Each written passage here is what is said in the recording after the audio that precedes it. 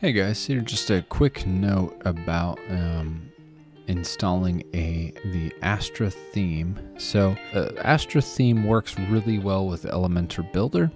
And so typically on our sites when we're using Elementor, we're going to install the Astra theme to go with that. And the way you can do that is you go under the appearance menu and themes, and you can click add new to look at the different themes that are out there.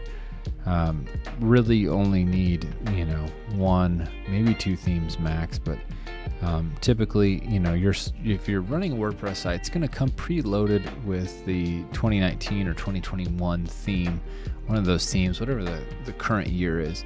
And then we're going to want to add Astra if we're using the Elementor builder.